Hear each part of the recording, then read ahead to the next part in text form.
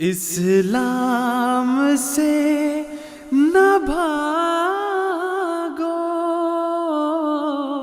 راہ خدا یہی ہے۔ اے سونے والوں جاگو، شمس الضحیٰ یہی ہے۔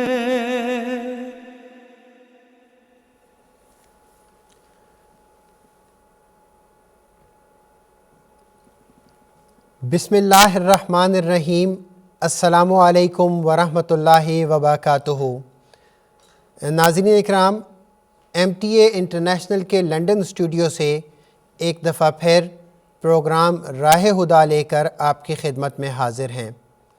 گزشتہ ہفتے ہمارا ایک عربی زبان میں لائیو پروگرام تھا، جس کی وجہ سے پروگرام راہ خدا آپ کی خدمت میں نہیں پیش کیا گیا تھا، لیکن اس سے گزشتہ ہفتے ہم نے جس موضوع پہ گفتگو کا آغاز کیا تھا، بلکہ میں یہ کہنا چاہوں گا کہ جس عنوان کو ایک دفعہ پھر ہم نے آپ کے سامنے پیش کرنے کا آغاز کیا تھا، وہ ختم نبوت کا عنوان ہے۔ یہ ایسا موضوع ہے کہ مخالفین احمدیت بھی کچھ عرصے کے بعد اس پر گفتگو کرنا شروع کرتے ہیں اور اپنی من گھڑت کہانیاں اور غلط فہمیاں جماعت احمدیہ کے بارے میں پھیلانے کی کوشش کرتے ہیں۔ اس لیے ایک دفعہ پھر آپ لوگوں کے لیے موقع ہے، اگر آپ جماعت احمدیہ سے تعلق رکھتے ہیں تب بھی آپ کے ذہن میں کوئی سوال ہے تو ضرور پوچھیں، اور اگر آپ کا تعلق جماعت احمدیہ سے نہیں ہے تو پھر تو خاکسار یہ سمجھتا ہے کہ آپ کے لیے یہ اوپن پلیٹ فارم ہے۔ آپ کا حق بنتا ہے کہ ہم سے سوال پوچھیں اور یہ جاننے کی کوشش کریں کہ جماعت احمدیہ ختم نبوت پر کیا ایمان رکھتی ہے، اور کیا جماعت احمدیہ کا عقیدہ درست ہے یا مخالفین جماعت احمدیہ کا۔ آج کے پروگرام کا آغاز کرتے ہیں، لیکن آپ کو میں بتاتا چلوں اب سے تقریباً 1 گھنٹہ تک یہ پروگرام جاری رہے گا اور آپ اس پروگرام میں اپنے سوالات پیش کر سکیں گے۔ ہمارا لینڈ لائن نمبر ضرور نوٹ کریں، ہم سے رابطہ کریں، ہم خود آپ سے بات کریں گے، آپ کو انتظار نہیں کروائیں گے۔ اگر آپ واٹس ایپ کے ذریعے اپنا سوال بھیجنا چاہیں تو وائس میسج یا ٹیکسٹ میسج کے ذریعے سوال بھیجیں، ہمیں آپ کے سوالات کا انتظار رہے گا۔ آئیے پروگرام کا باقاعدہ آغاز کرتے ہیں۔ آج کے پینل ممبران سے آپ کا تعارف کرواتا ہوں۔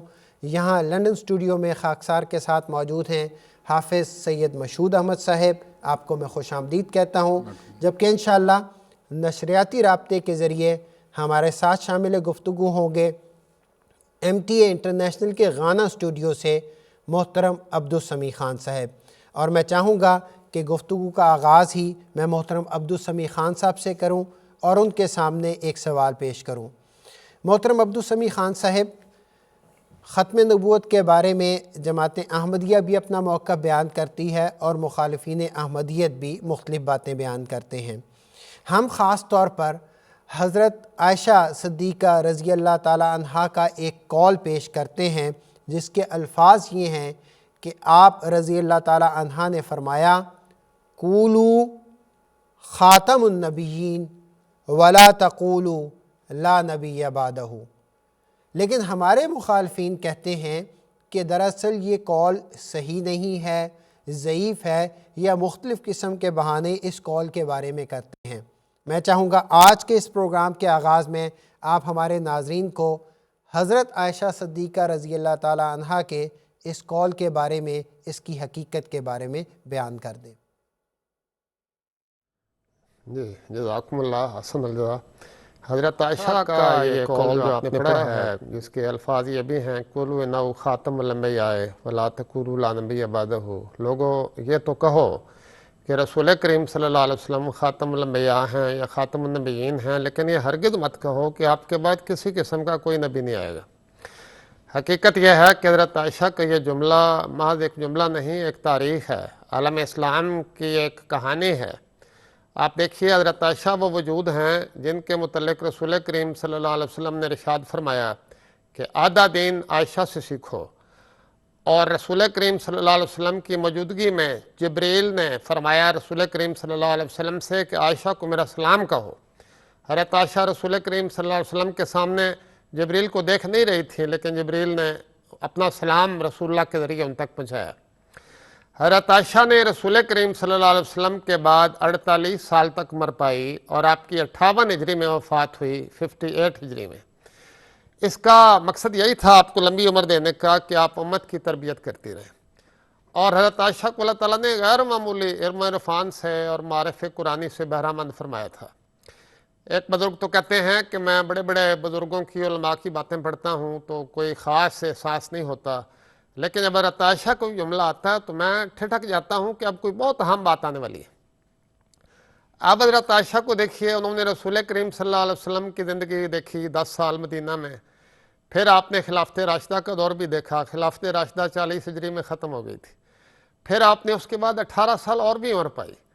حضرت عائشہ رضی اللہ تعالیٰ عنہ نے یہ محسوس کیا کہ وہ نئی نئی قومیں جو مسلمان ہو رہی ہیں، فتوحات ہو رہی تھیں خلافت راشدہ میں بھی اور اس کے بعد بھی، اور سارے لوگوں کی پورے طور پر تربیت نہیں ہو رہی تھی۔ حضرت عائشہ نے محسوس فرمایا کہ لوگ خاتم النبیین کے معنی غلط سمجھ رہے ہیں، اور وہی جو قوموں کی عادت ہے یہ کہنا کہ اب اس نبی کے بعد کوئی نبی نہیں آئے گا، اب تو یہ تو آخری نبی ہے۔ میں نے پچھلے دفعہ بھی عرض کیا تھا، حضرت یوسف کے متعلق اور دوسرے لوگوں نے بھی ہر نبی کے متعلق یہی کہا کہ اب یہ آخری نبی ہے، اس کے بعد خدا کسی کو مبعوث نہیں کرے گا۔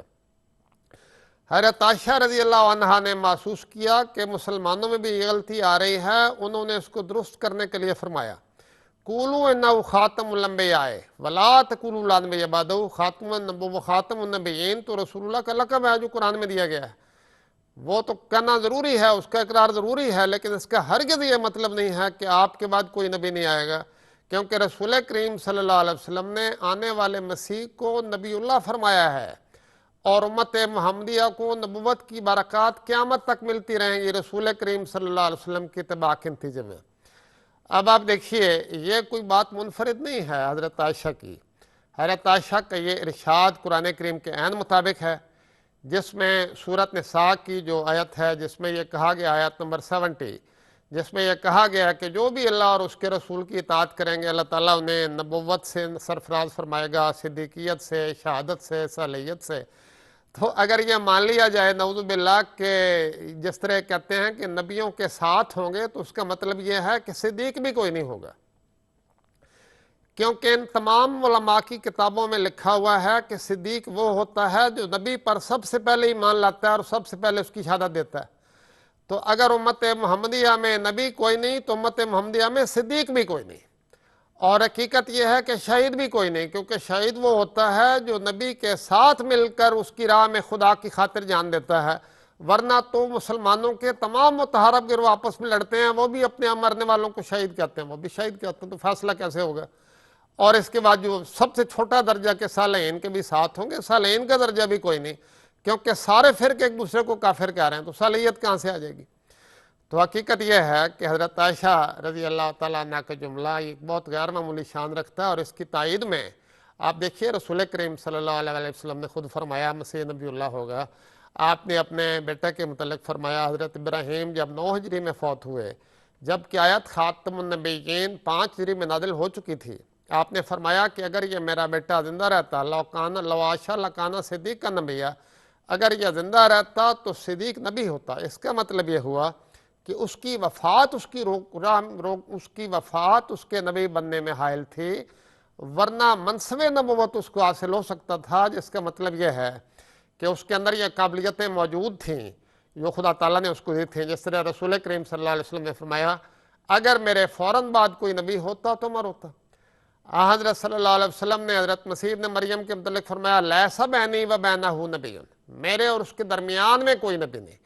اس کا مطلب یہ ہے کہ وہ نبی ہے۔ اپنے بیٹے کے متعلق یہ بھی فرمایا کہ انہ لنبی ابن نبی، میرا یہ بیٹا نبی ہے خدا کی نگاہ میں اور نبی کا بیٹا ہے۔ اب یہ واقعات بتا رہے ہیں کہ حضرت عائشہ کا جملہ قرآن کریم کے مطابق ہے، رسول اللہ صلی اللہ علیہ وسلم کے ارشادات کے مطابق ہے۔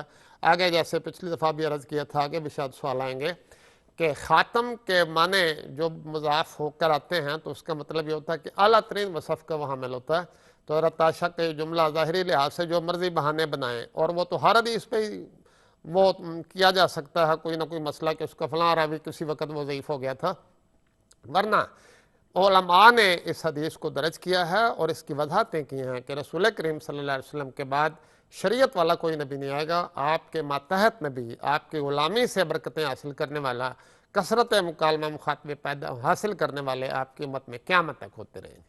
جزاکم اللہ. شکریہ محترم عبدالسمیع خان صاحب. ناظرین کرام، جس طرح ابھی آپ کے سامنے بڑی تفصیل کے ساتھ محترم عبدالسمیع خان صاحب نے ایک اہم حوالے کی وضاحت کی ہے جو حضرت عائشہ صدیقہ رضی اللہ تعالی عنہا کا قول ہے، اس طرح کے اور بھی بے شمار حوالے ہیں. بے شمار ایسے حوالے ہیں جو جماعت احمدیہ پیش کرتی ہے، اور اسی طرح مخالفین احمدیت بھی مختلف قسم کے حوالے پیش کرتے ہیں. آپ کے ذہن میں ان حوالوں سے ریلیٹڈ موضوع ختم نبوت کے متعلق یا جماعت احمدیہ کے عقائد کے بارے میں کوئی بھی سوال ہو تو ہم سے اس پروگرام میں ضرور کریں. محترم حافظ مشہود صاحب، بہت سی ایسی باتیں ہیں، بہت سے ایسے معاملات ہیں جو جب حضرت بانی جماعت احمدیہ حضرت مسیح موعود علیہ الصلوۃ والسلام کے سامنے پیش کیے گئے تو آپ نے تفصیل کے ساتھ ان کی وضاحت کی، اور ان وضاحتوں کے اوپر پھر مخالفین نے اعتراض کیے ہیں. مثلا جماعت احمدیہ کا اور حضرت بانی جماعت احمدیہ کا یہ موقف ہے کہ آپ نبی ہیں، آپ امتی نبی ہیں، آپ ذلی نبی ہیں، اور آپ بروزی نبی ہیں. یہ خاص طور پہ امتی نبی ہونا، بروزی نبی ہونا اور ذلی نبی ہونا، یہ جو اصطلاحات جو جماعت احمدیہ بیان کرتی ہے، ہمارے مخالفین اس پر اعتراض کرتے ہیں اور یہ کہتے ہیں کہ یہ آپ کی اپنی بیان کردہ، اپنی گویا آپ نے خود بنائی ہوئی ہیں اصطلاحات، ان کی کوئی حقیقت نہیں ہے. جب یہ کہہ دیا گیا کہ کسی نبی نے نہیں آنا تو نہیں آنا. آپ ہمارے ناظرین کو کچھ بتا دیں. جزاک اللہ برہان صاحب. سب سے پہلے تو آپ کو یہ سمجھنا چاہیے ہے کہ جب بھی خدا تعالیٰ حضرت مسیح موعود و مہدی مسعود علیہ السلام کو بھجوائے گا دنیا میں، تو اس کے بارے میں یہ فرمایا گیا ہے، حضور صلی اللہ علیہ وسلم نے فرمایا کہ وہ حکماً عادلاً ہوگا، اماماً مقسطاً ہوگا. تو جو حکم ہوگا وہ فیصلے کرے گا، وہ باتیں بیان کرے گا. نبی کے بارے میں یہ بات یاد رکھنی چاہیے کہ نبی جو بات کہتا ہے وہ خدا تعالیٰ کی طرف سے ہوتی ہے. اس لیے فرمایا گیا کہ جو ایمانیات ہیں ان میں نبی پر ایمان لانا بھی ضروری بات ہے. لا نفرق بین احد من رسلی، نبی کی بات کو ماننا یہ ایمانیات کا جز ہے، اس کے بغیر ایمان کامل نہیں ہو سکتا. آنسا نے فرمایا روزہ رکھو، حج کرو، زکوٰۃ دو، اور اس طرح کرو، اس کو مانا گیا اور اس پہ اسی طرح سے عمل کیا گیا. تو حضور صلی اللہ علیہ وسلم نے آنے والے کو حکماً عدلاً کہہ دیا کہ یہ بھی فیصلے کرے گا، یہ بھی بعض باتیں بیان کرے گا، اور وہ باتیں صلی اللہ علیہ وسلم کی تشریح، صلی اللہ علیہ وسلم کی بیان فرمودہ باتوں کی تشریح ہوگی، قرآن کریم کی تفسیر ہوگی. قرآن کریم کا اگر ہم جائزہ لیں تو یہ جو مضمون ہے ذل ہونے کا، ذل کا مطلب سایہ ہے، بروز کا مطلب ہے کہ وہ شخص جو کسی اور کی جگہ آ جائے، امتی جو امت سے ہو، یہ استعارات اور تمثیلات قرآن کریم میں بھی بیان ہوئی ہیں، اور یہی قرآن کریم کی خوبی اور خوبصورتی ہے. مثلا حضور صلی اللہ علیہ وآلہ وسلم کی میں مثال دوں گا یہاں پر، لیکن اس سے پہلے قرآن کریم میں سورہ بقرہ میں اللہ تعالیٰ فرماتا ہے صبغۃ اللہ، اللہ تعالیٰ کی صفات اپناؤ، اللہ تعالیٰ کے رنگ میں رنگین ہو جاؤ. یعنی جب تم خدا تعالیٰ کی صفات اپناؤ گے تو تم میں خدا تعالیٰ کی باتیں نظر آنی شروع ہو جائیں گی. اور سب سے زیادہ خدا تعالیٰ کی صفات اگر کسی انسان نے اپنائی ہیں تو وہ حضور صلی اللہ علیہ وسلم کی ذات ہے، اور قرآن کریم اس بات کا شاہد ہے. اسی لیے اللہ تعالیٰ نے حضور صلی اللہ علیہ وسلم کے بارے میں فرمایا ید اللہ فوق ایدیہم، بظاہر تمہیں حضور صلی اللہ علیہ وسلم کا ہاتھ نظر آتا ہے لیکن یہ خدا تعالیٰ کا ہاتھ ہے. وما رمیت اذ رمیت ولکن اللہ رمی، جنگ بدر کے موقع پر صلی اللہ علیہ وسلم جب کنکریاں پھینکی ہیں تو فرمایا یہ اللہ تعالیٰ نے پھینکی ہیں، گو کہ صلی اللہ علیہ وسلم نے پھینکی تھی. وہ حضور صلی اللہ علیہ وسلم کے لیے بھی اللہ تعالیٰ نے وہی صفات قرآن کریم میں بیان کی. مثلا نور کہا گیا، کانا بالمؤمنین رحیماً کہا گیا، رحیم کی صفات صلی اللہ علیہ وسلم میں تھی، صفت تھی. تو کہنے کا مطلب یہ ہے کہ گویا حضور صلی اللہ علیہ وسلم کی ذات سے خدا تعالیٰ کی جو ذات ہے وہ نظر آتی تھی. آپ خدا نہیں تھے لیکن خدا تعالیٰ کی صفات سے متصف ہو کے گویا خدا تعالیٰ کے ذل تھے، ذل سائے کو کہتے ہیں. اسی طرح اگر قرآن کریم کو دیکھا جائے تو جہاں نیکوں کو نیکوں کے ساتھ تشبیہ دی گئی ہے وہاں پہ بدوں کو بدوں کے ساتھ تشبیہ دی گئی ہے. مثلا صلی اللہ علیہ وسلم کے جو دور کے یہودی تھے سورہ بقرہ کا آغاز ہی اٹھا کے دیکھ لیں، 5ویں رکوع سے آگے دیکھ لیں، مستقل اللہ تعالیٰ حضور صلی اللہ علیہ وسلم کے یہودیوں کو مخاطب کر کے کہہ رہا ہے کہ تم نے یہ کیا، تم نے یہ کیا، فرعون نے تم پر یہ ظلم کیا، فرعون نے تمہارے بچوں کو ذبح کیا، فرعون نے تمہاری عورتوں کو زندہ رکھا، تم سے خدا تعالیٰ نے وعدہ لیا. گو کہ وعدہ تو حضرت موسیٰ علیہ السلام کے دور کی باتیں ہیں ساری، یعنی 2000 سال پرانی باتوں کو اللہ تعالیٰ یہودیوں کو کم کر کے مخاطب کر رہا ہے، تم. اور آگے اس کی وجہ یہ بتائی تشابہت قلوبہم، کہ اس دور کے یہودیوں کے اور اس دور کے یہودیوں کے دل مشابہ ہو گئے ہیں، ایک سے ہو گئے ہیں. تو گویا کہ وسلم کے دور کے یہودی ذلی طور پر حضرت موسیٰ کے دور کے یہودیوں کے مشابہ تھے. اور یہ ایک پیش گوئی بھی تھی، اور یہ اتنی بڑی پیش گوئی تھی کہ خدا تعالیٰ نے قرآن کریم میں نماز میں ہر مسلمان کو یہ تاکید کی ہے کہ وہ سورہ فاتحہ پڑھے. سورہ فاتحہ نہیں پڑھو گے تو تمہاری نماز نہیں ہونی. لا صلاۃ الا بفاتحۃ الکتاب. اس میں ہم یہ دعا کر رہے ہیں اہدنا الصراط المستقیم صراط الذین انعمت علیہم، سیدھا سچا رستہ دکھانا، نیکوں کا رستہ دکھانا، نبیوں کا رستہ دکھانا، غیر المغضوب علیہم ولا الضالین، مغضوب اور ضالین کا رستہ نہ ہو. وسلم تشریح کی ہوئی ہے، مغضوب سے مراد یہودی. تو گویا کہ اس امت میں بھی یہودیوں کی طرح کے لوگوں نے آنا تھا. اس امت میں بھی ایسے لوگ ہونے تھے جو عیسائیوں کے نقش قدم پر چلنے تھے اور شرک کرنا تھا. آج کل آپ دیکھ لیں پیر پرستی ہو رہی ہے، مزاروں کی پوجا ہو رہی ہے، وہی کام ہے سارے. تو اس سے ممانعت کی گئی تھی. تو گویا کہ یہ بھی ذل ہیں جو یہ کام کر رہے ہیں. تو حضرت مسیح موعود علیہ السلام کے بارے میں قرآن کریم کی یہ پیش گوئیاں بڑی واضح ہیں. اچھا ایک بات یہاں پہ کر دوں کہ کہہ رہے ہیں جی ہم نے یہ اصطلاحات ایجاد کی ہیں. یہ اصطلاحات ہم نے ایجاد نہیں کی، یہ ہم سے پہلے بزرگان نے بھی یہ باتیں بیان کی ہیں. مثلا حضرت جو خواجہ فرید چاچڑ شریف والے ہیں وہ کہتے ہیں بروز یہ ہے کہ کاملین کی ارواح میں سے کوئی روح کسی کامل انسان پر وارد ہو جائے. حضرت شیخ عبد القادر جیلانی رضی اللہ تعالیٰ عنہ رحمہ اللہ اپنے بارے میں کہتے ہیں، وہ کہتے ہیں ھذا وجود جدی محمد صلی اللہ علیہ وسلم، یہ جو میرا وجود ہے یہ میرے دادا حضور صلی اللہ علیہ وسلم کا وجود ہے. لا وجود عبد القادر، یہ عبد القادر جیلانی کا وجود نہیں ہے. تو گویا کہ وہ اپنے آپ کو وسلم کا ذل کہہ رہے ہیں، وسلم کا بروز کہہ رہے ہیں. کیوں؟ آپ میں حضور صلی اللہ علیہ وسلم کی صفات جو ہیں وہ جلوہ گر ہوئیں. تو یہ جو مضمون ہے کہ یہ ہم نے معاملات کو اپنی طرح سے گھڑا ہے، یہ ہم نے نہیں گھڑا، ہم نے تو اس کی تشریح کی ہے. اور تشریح کرنے کے لیے جو مناسب الفاظ ہوتے تھے جو پہلے بھی استعمال ہوئے ہم نے سامنے پیش کیے. مثلا یہ کہنا کہ کوئی شخص کسی اور کے خوب پہ نہیں آ سکتا، اس کی صفات سے متصف ہو کے نہیں آ سکتا. قرآن کریم کہتا ہے فَاسْأَلُوا أَهْلَ الذِّكْرِ إِن كُنتُمْ لَا تَعْلَمُونَ. اگر تمہیں کسی معاملات کی تحقیق کرنی ہے تو پرانی کتابوں میں بھی دیکھ لو، اس قسم کی کوئی نظیریں ملتی ہیں کہ نہیں ملتی. حضرت عیسیٰ علیہ السلام نے بھی حضرت الائجہ کی آمد کے بارے میں فرمایا کہ جو یحییٰ جان دی بیپٹسٹ ہے یہ ایلیا کی خوبو پہ آیا. تو گویا کہ حضرت یحییٰ حضرت الائجہ کے بروز تھے، ان کے ذل تھے. تو یہ جو ٹرمز ہیں، یہ جو اصطلاحات ہیں، یہ تو پہلی کتابوں میں بھی موجود ہیں. ہاں ہم نے ان کو نام دیے ہیں لیکن باتیں وہی ہیں ساری. بہت بہت شکریہ حافظ صاحب. جس طرح آپ نے ذکر کیا قرآن کریم میں اللہ تعالیٰ یہ بھی تو فرماتا ہے کہ موسیٰ کی مانند جو نبی ہے وہ میں بھیجوں گا، اور اس کو بھی ہم اس طرح بیان کرتے ہیں کہ گویا حضرت صلی اللہ علیہ وسلم کے بارے میں یہ پیش گوئی کی گئی ہے. اور خود عہد نامہ قدیم میں بھی استثناء میں اس پیش گوئی کا ذکر ہے جس کا آپ نے یہاں ذکر کیا.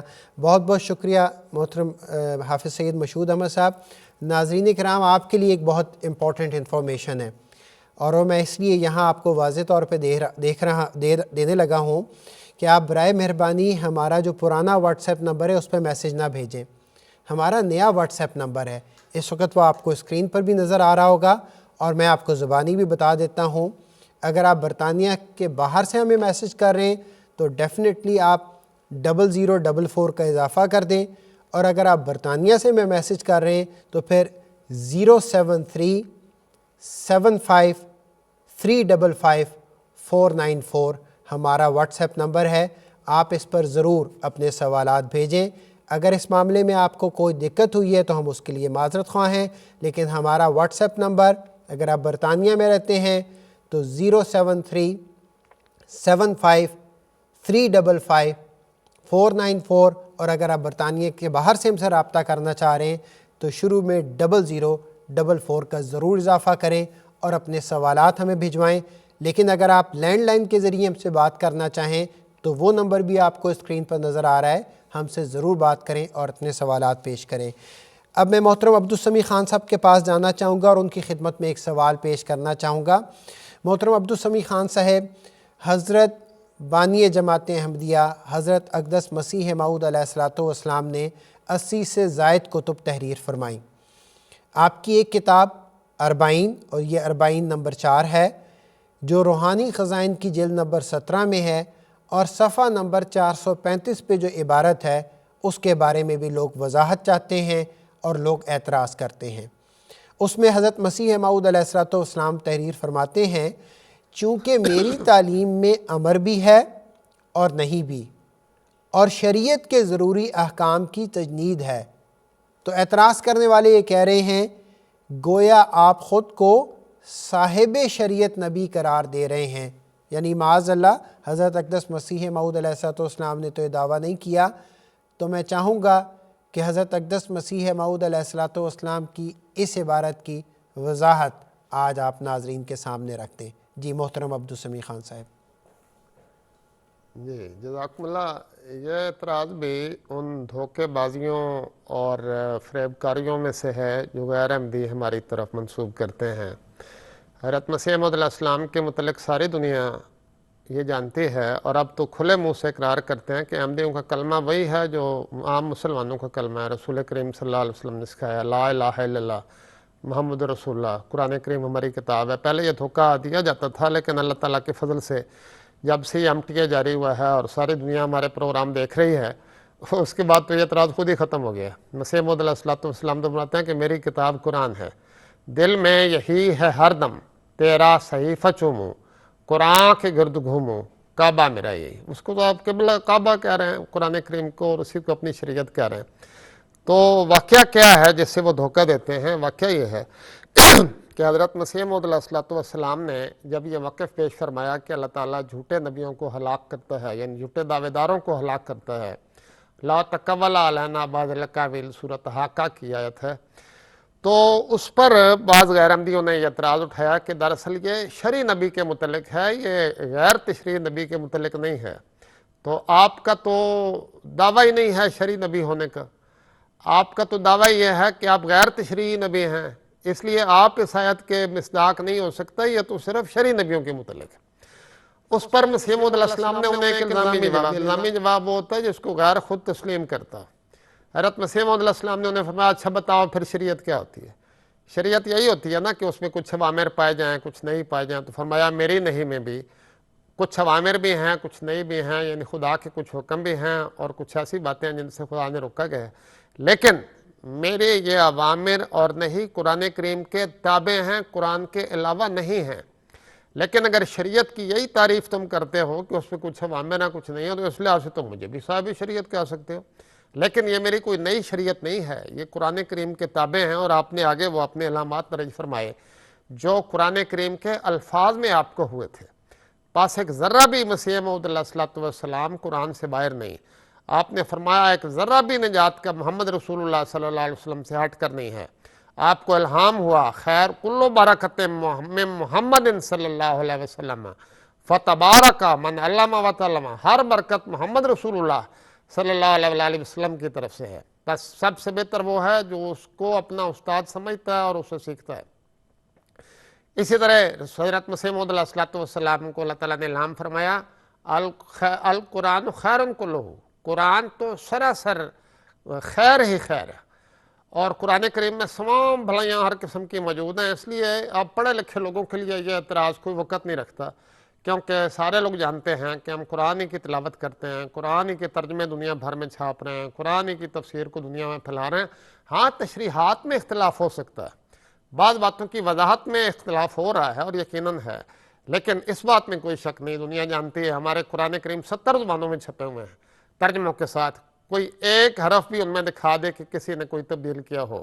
ہاں تراجم میں بھی اختلاف ہے، ان کی تشریحات میں اختلاف ہے۔ خدا تعالیٰ نے جو مسیح موعود علیہ الصلوۃ والسلام پر، اس زمانہ کے امام پر قرآن کریم کے نئے معارف اور مطالب کھولے، ان کی روشنی میں ہم قرآن کا سچا پیغام دنیا تک پہنچا رہے ہیں۔ لیکن یہ کہنا کہ نعوذ باللہ حضرت صاحب نے مسیح موعود علیہ السلام نے شرعی نبوت کا دعویٰ کیا، بالکل غلط ہے۔ جزاکم اللہ. بہت بہت شکریہ محترم عبدالسمیع خان صاحب.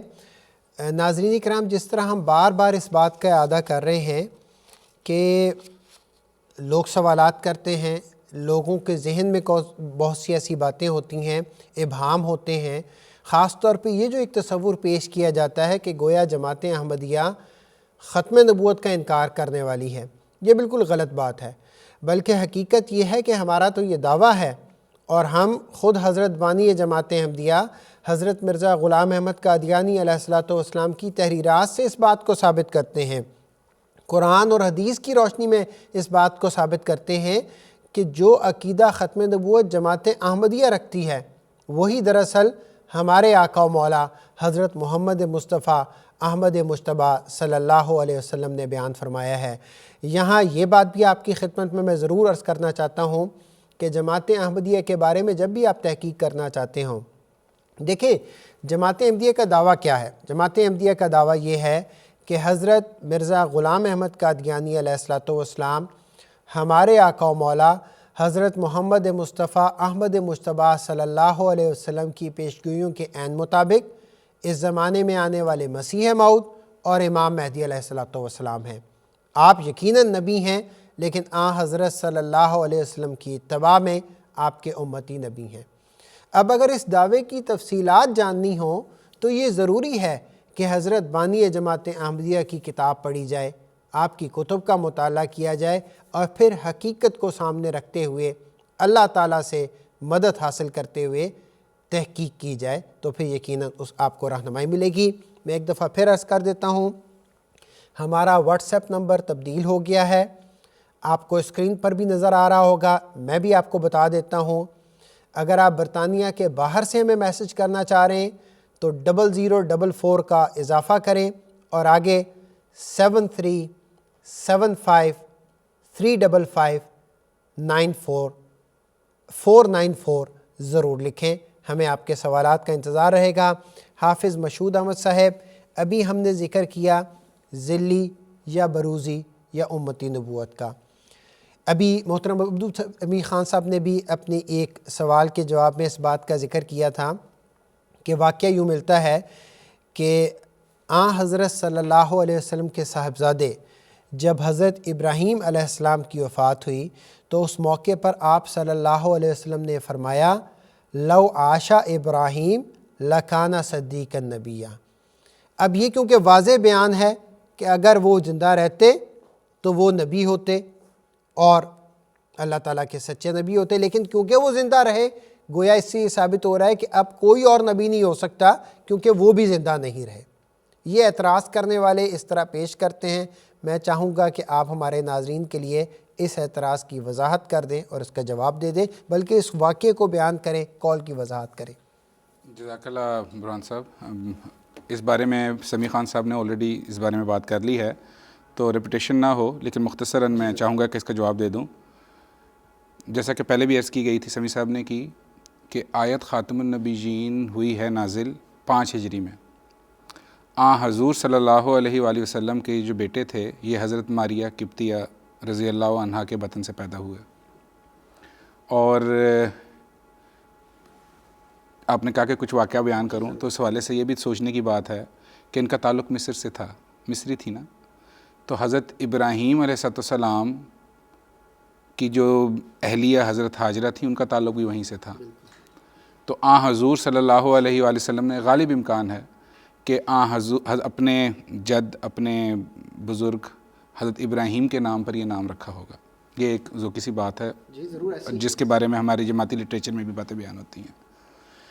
تو حضرت ابراہیم علیہ السلام کے بارے میں بھی خدا تعالیٰ نے قرآن کریم میں یہ الفاظ لکھے ہیں صدیق النبیہ.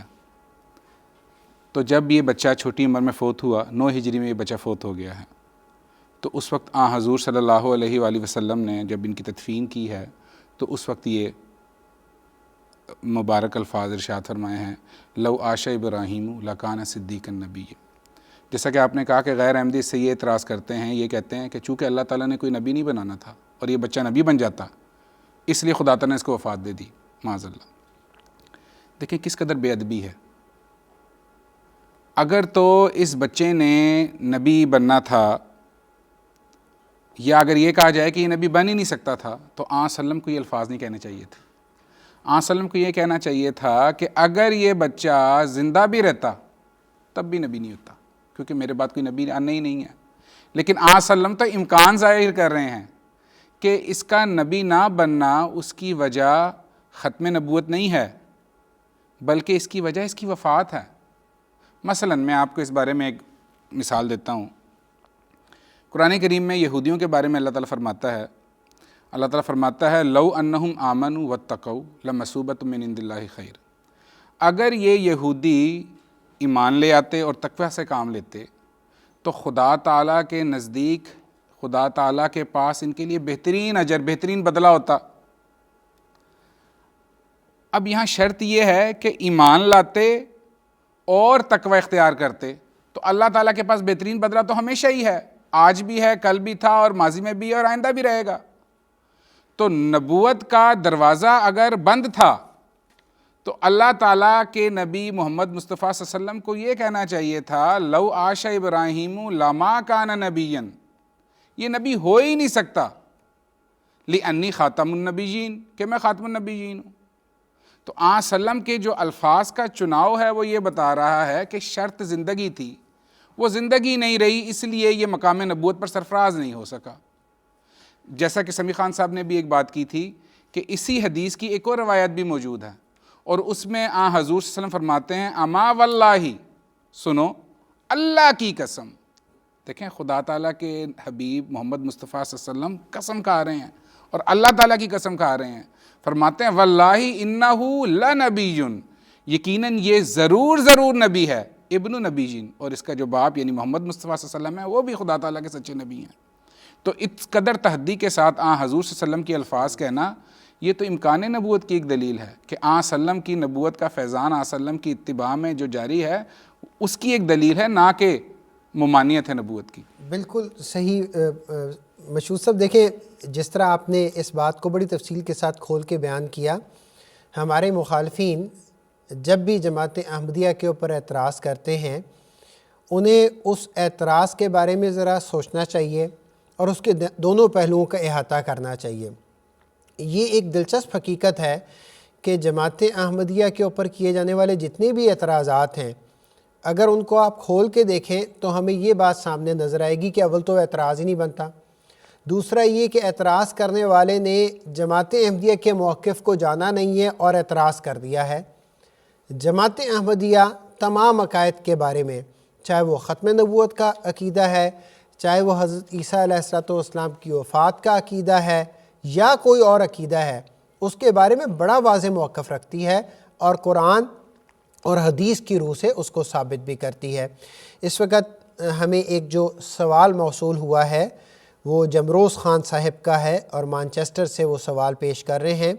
میں یہ سوال محترم عبدالسمیع خان صاحب کے سامنے پیش کرنا چاہتا ہوں.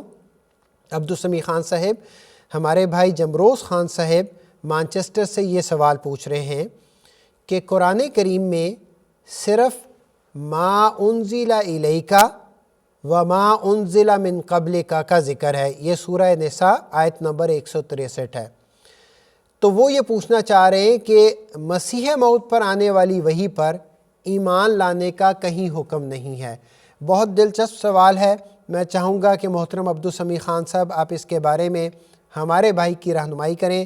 وہ سوال یہ پوچھ رہے ہیں، دعویٰ یہ کر رہے ہیں کہ قرآن کریم میں صرف ما انزل الیک وما انزل من قبلک کا ذکر ہے، تو حضرت مسیح موعود علیہ السلام پر یا آپ پر آنے والی وحی پر کیوں ایمان لایا جائے؟ جزاک اللہ، واقعی دلچسپ سوال ہے، لیکن ان کو میں عرض کرتا ہوں کہ رسول کریم صلی اللہ علیہ وسلم سے پہلے تمام انبیاء مختلف قوموں اور مختلف زمانوں کی طرف بھیجے گئے تھے اور محدود الوقت اور محدود الزمان تھے. براہ راست اللہ تعالیٰ کی طرف سے ہدایت پاتے تھے اور ان کی وحی پر ایمان لانا فرض تھا. حضرت اقدس محمد رسول اللہ صلی اللہ علیہ وسلم کل عالم کے نبی ہیں اور اب ساری برکتیں آپ سے ہی وابستہ ہیں، جس طرح بار بار ہم ذکر کر رہے ہیں. حضرت مسیح موعود علیہ السلام فرماتے ہیں کہ رسول کریم صلی اللہ علیہ وسلم کے آنے کے بعد اب کوئی ایسی روحانی برکت نہیں جو رسول کریم صلی اللہ علیہ وسلم کی وساطت اور اطاعت کے بغیر مل سکے. اس لیے جب رسول کریم صلی اللہ علیہ وسلم پر ایمان لانے کا ذکر ہو گیا تو قیامت تک آنے والی تمام وحی جو خدا کی طرف سے آتی ہے اس پر ایمان مکمل ہو گیا۔ رسول کریم صلی اللہ علیہ وسلم کے بعد ہر وحی قرآنی وحی کے تابع ہے، ہر حکم قرآنی وحی کے تابع ہے اور اس کے حکم کے نیچے ہے، ہر سچائی محمد مصطفیٰ صلی اللہ علیہ وسلم کے تابع، اس سے باہر کچھ بھی نہیں۔ اس لیے جب یہ کہہ دیا، جیسے کہتے ہیں کہ بادشاہ کی اطاعت کرو، تو جو اس کے متعلقہ حکام ہیں ان کی اطاعت تو ہوتی چلی جائے گی۔ اس میں یہ کہنا ضروری ہوتا ہے کہ تم فلاں اس کی بھی اطاعت کرو، اس کے ماتحت کی بھی اطاعت کرو، اس کے ماتحت کی بھی اطاعت کرو، جو مرکزی لیڈر ہے اس کا حکم ہو گیا، اس کے نیچے ساری اطاعت ہے۔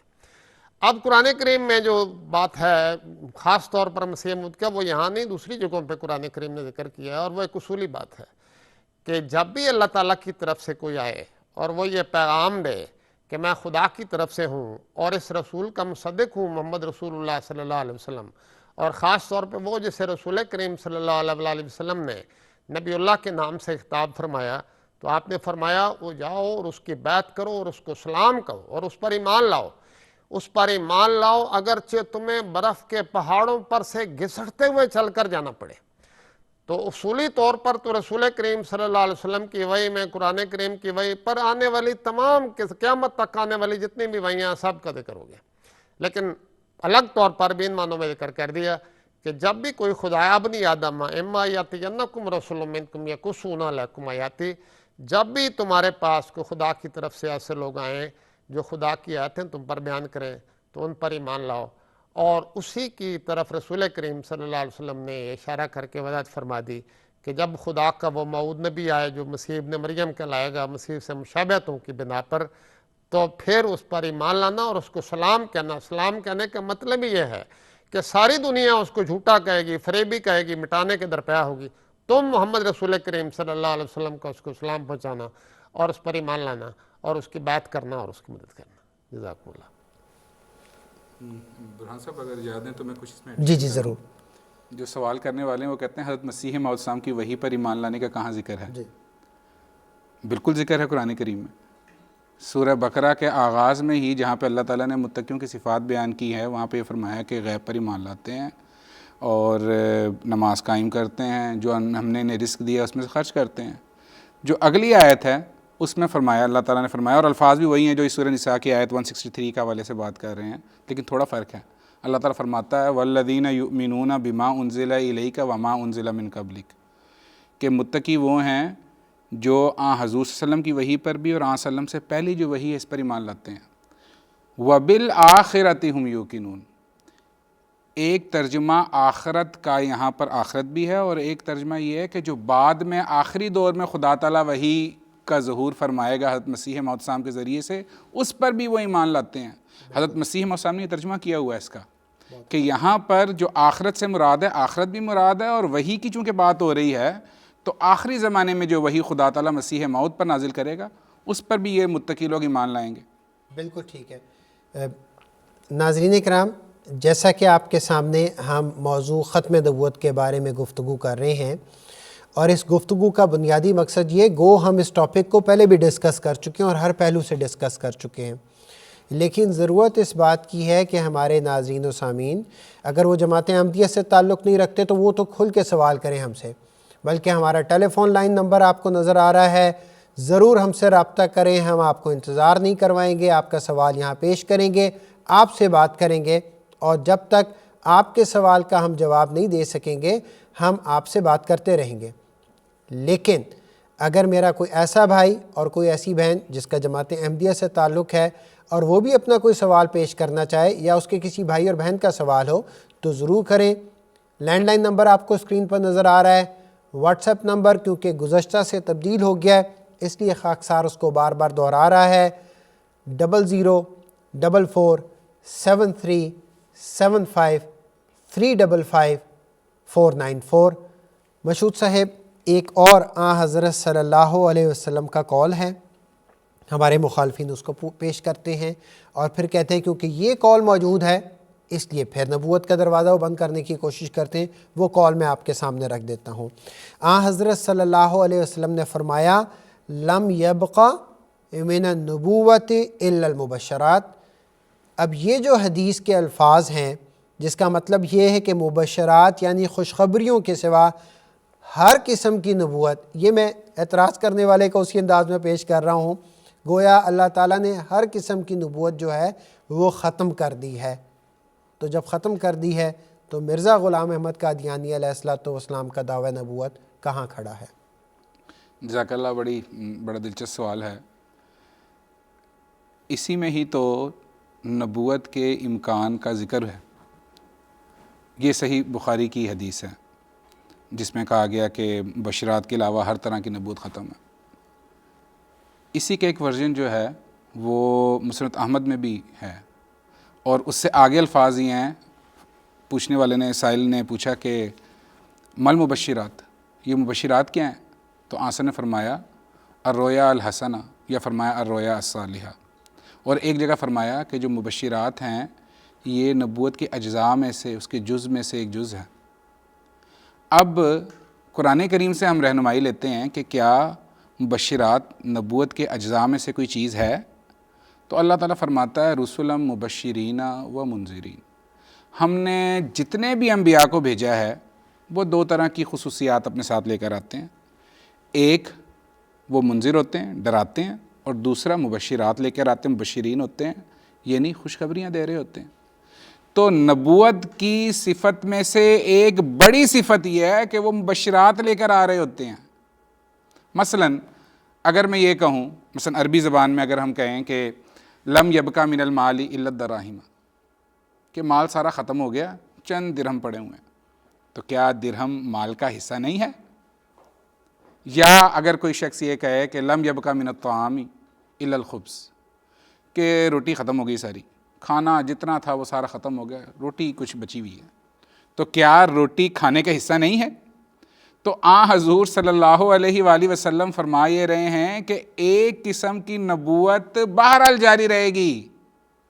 یہ کہیں نہیں فرمایا کہ کسی قسم کی نبوت نہیں جاری رہے گی، بلکہ فرمایا ایک طرح کی جو مبشرات سے تعلق رکھنے والی نبوت ہے اس کا دروازہ کبھی بند نہیں ہوگا۔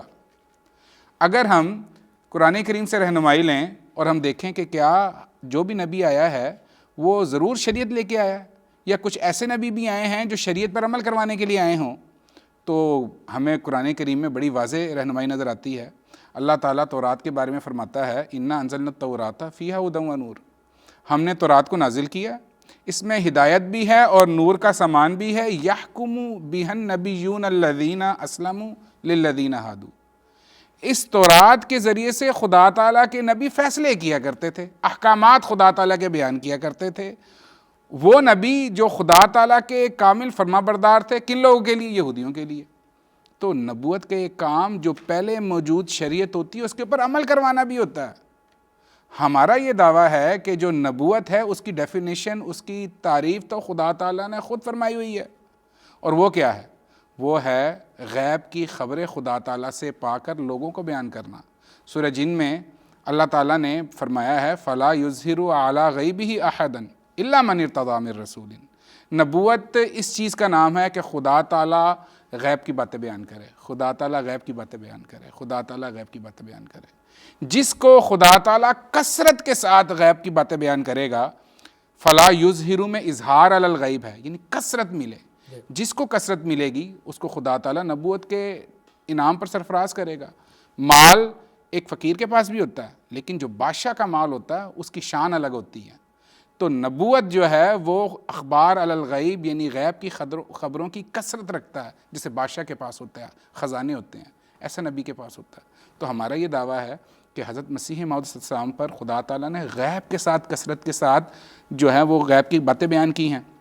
حضرت کی کتب بھری پڑی ہوئی ہیں، کتاب البریہ دیکھ لیں، نزول المسیح دیکھ لیں، حضور نے بیان کیا کہ دیکھیں میں نے فلاں وقت میں یہ بات کی تھی، خدا تعالیٰ نے میری پیش گوئی پوری کر دی، مجھے خدا تعالیٰ نے یہ خبر دی تھی فلاں کے بارے میں، دیکھیں یہ پوری ہو گئی۔ تو کثرت کے ساتھ حضور نے جو غیب کی خبریں اپنی کتب میں لکھی اور وہ ثابت تھیں اور اس کے گواہ موجود ہیں۔ بالکل، آپ نے کتاب البریہ کا ذکر کیا ہے، نزول المسیح کا ذکر کیا ہے، حقیقت الوحی کتاب نمبر وار حضرت اقدس مسیح موعود علیہ السلام نے بیان کرتے چلے گئے ہیں، اور وہاں پہ جسے کہتے ہیں نا کہ وہاں ریفرنسز دیے ہیں، پروف دیے ہیں، اس کو بتایا، یہ واقعہ ہوا، اس اخبار میں چھپا، تو ہمارے مخالفین ان کو دیکھ سکتے ہیں۔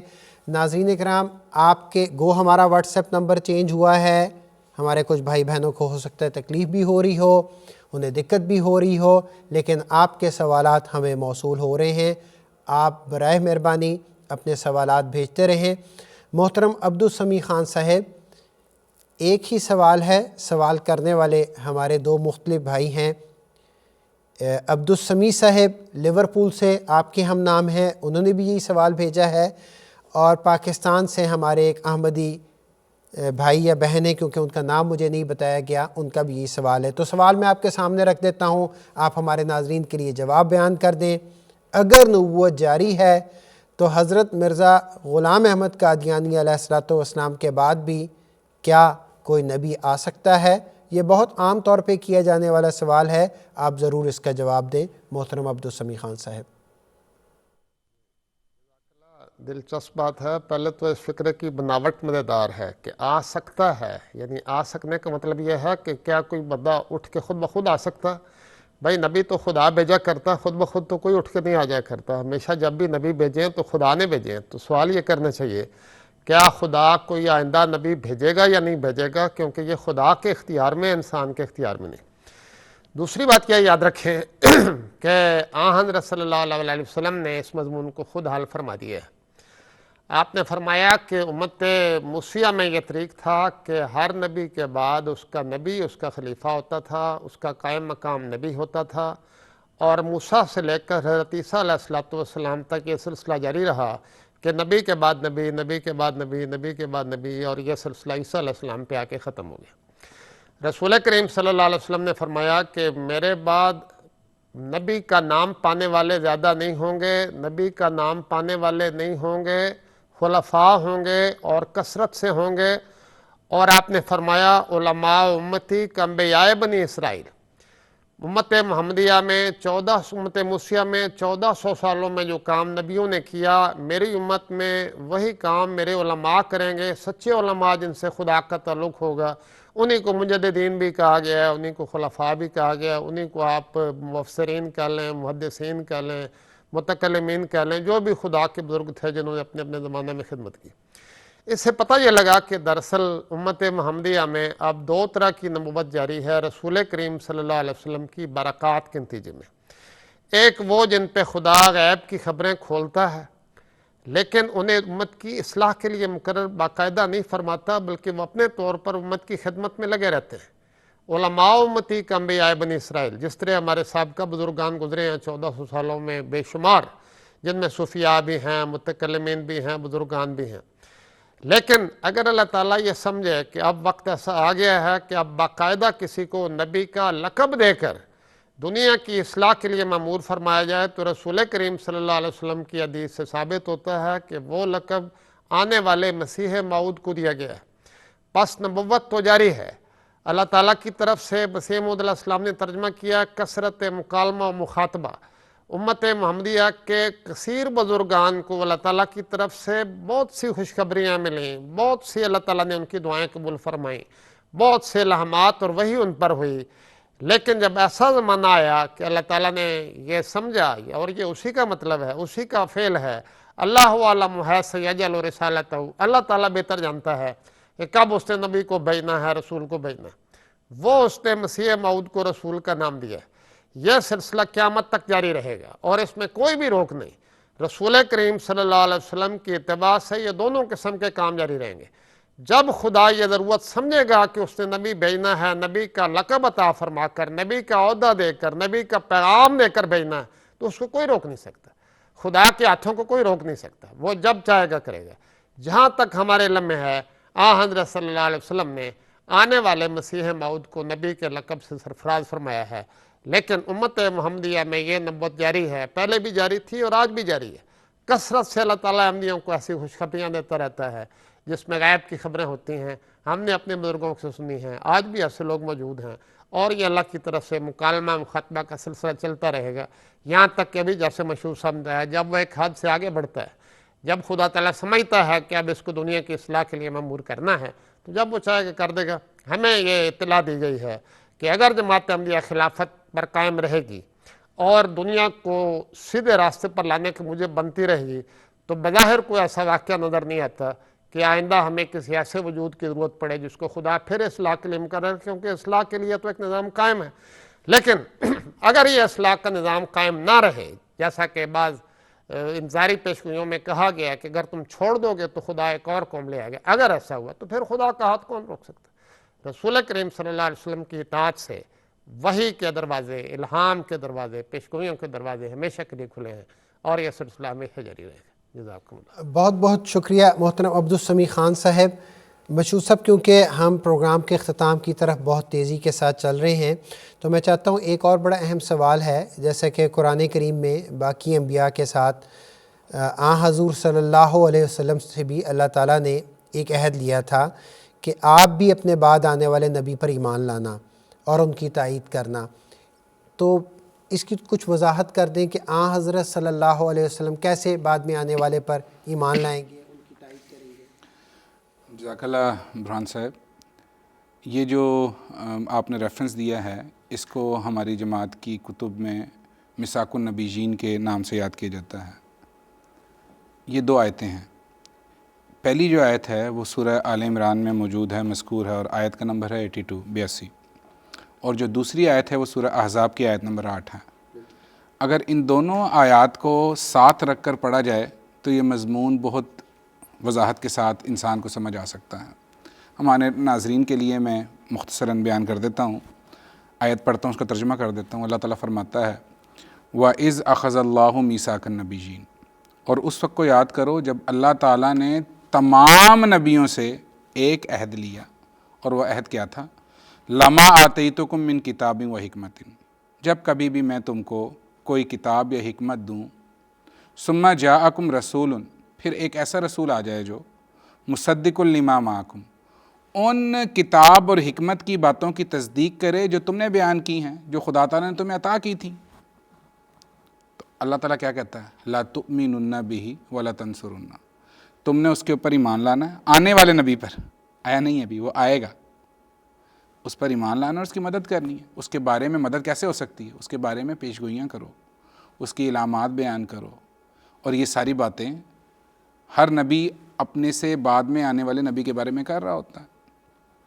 حضور صلی اللہ علیہ وآلہ وسلم نے بھی آنے والے مسیح کے بارے میں، اس کے زمانے کے بارے میں کثرت کے ساتھ پیشگوئیاں کی. جو ماڈرن انوینشنز ہیں، سفر کے نئے نئے ذرائع جو ہیں، گلوبل ویلیج کا جو کانسیپٹ ہے، یہ ساری کی ساری سورہ تکویر میں کثرت کے ساتھ موجود ہیں.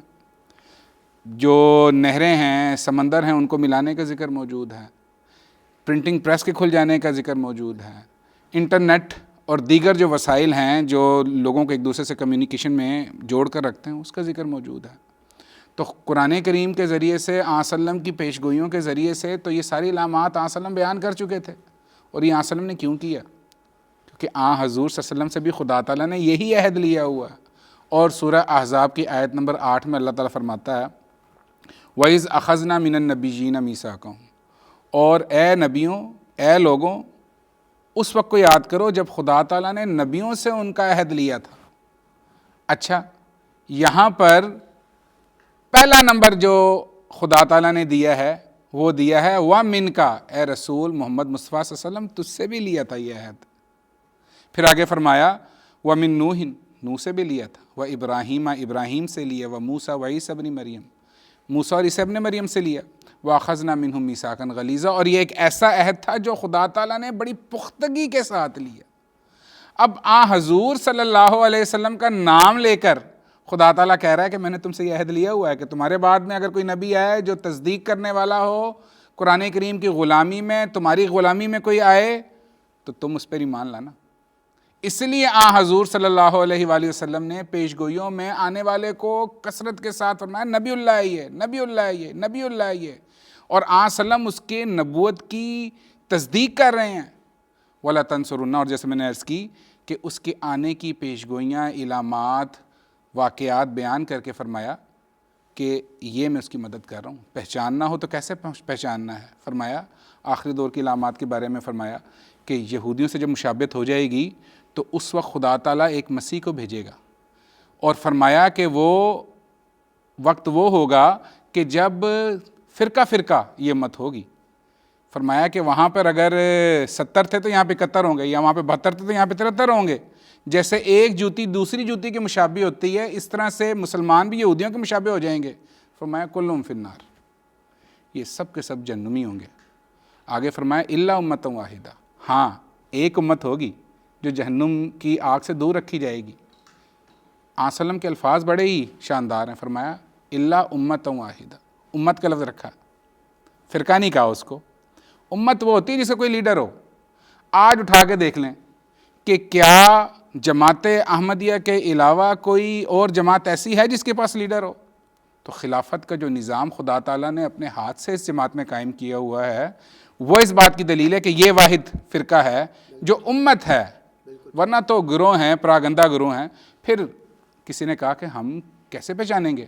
آصف فرمایا کہ اگر ان کی پہچان دیکھنی ہے تو ما انا علیہ واصحابی، تو ان کے ساتھ معاملات وہی ہوں گے جو میرے ساتھ اور میرے صحابہ کے ساتھ ہیں۔ اور یہ ہمارے دیکھنے سننے والوں کے لیے ہماری طرف سے کھلا چیلنج ہے۔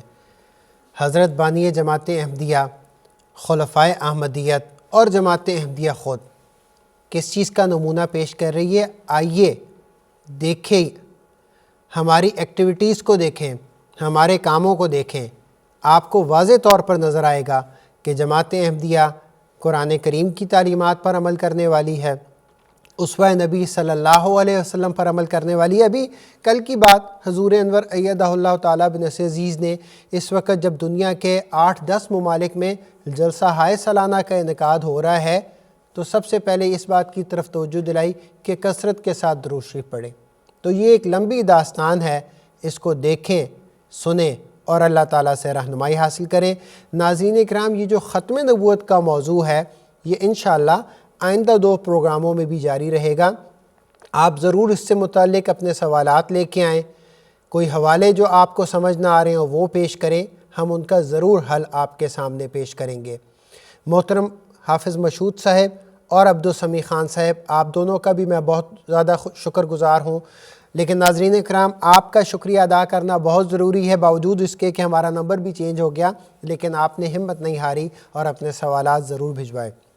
لیکن خاص طور پہ اس موقع پر میں مخالفین احمدیت، حضرت بانی جماعت احمدیہ حضرت مرزا غلام احمد قادیانی علیہ الصلوۃ والسلام کی مخالفت کرنے والے لوگوں کے سامنے اس بات کا ذکر کرنا چاہوں گا کہ ایک طرف آپ ظلم کی یہ انتہا کرتے ہیں کہ الزام یہ لگاتے ہیں کہ حضرت مرزا غلام احمد قادیانی علیہ الصلوۃ والسلام گویا نعوذ باللہ حضرت محمد مصطفیٰ احمد مجتبیٰ صلی اللہ علیہ وسلم کا مقام و مرتبہ کم کرنے والے ہیں، جبکہ دوسری طرف جب ہم حضرت بانی جماعت احمدیہ کی سیرت کا مطالعہ کرتے ہیں تو ایک یہ واقعہ بھی نظر آتا ہے کہ ایک موقع پر آپ کے اپنے بیٹے حضرت مرزا بشیر احمد صاحب ایم.اے رضی اللہ عنہ تحریر کرتے ہیں کہ گھریلو ماحول میں حضرت اقدس مسیح موعود علیہ الصلوۃ والسلام کی طبیعت بھی ٹھیک نہیں تھی، چارپائی پہ لیٹے ہوئے تھے۔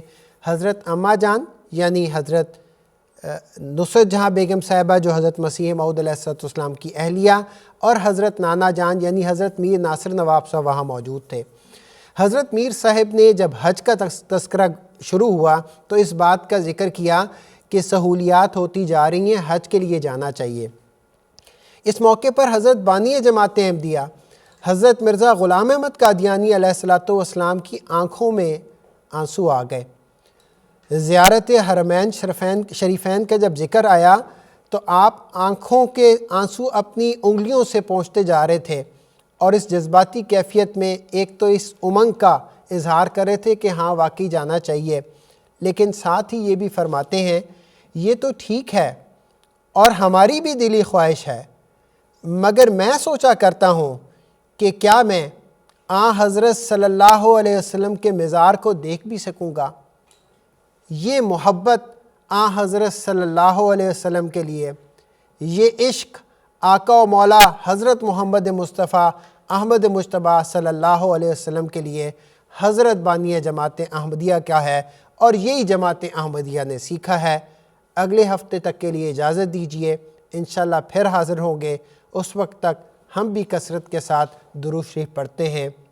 اللہم صلی علی محمد وعلی آل محمد کما صلیت علی ابراہیم وعلی آل ابراہیم انک حمید مجید اللہم بارک علی محمد وعلی آل محمد کما بارکت علی ابراہیم وعلی آل ابراہیم انک حمید مجید۔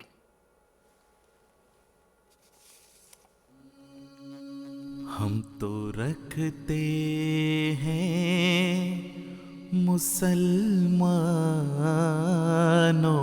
کا دین، ہم تو رکھتے ہیں مسلمانوں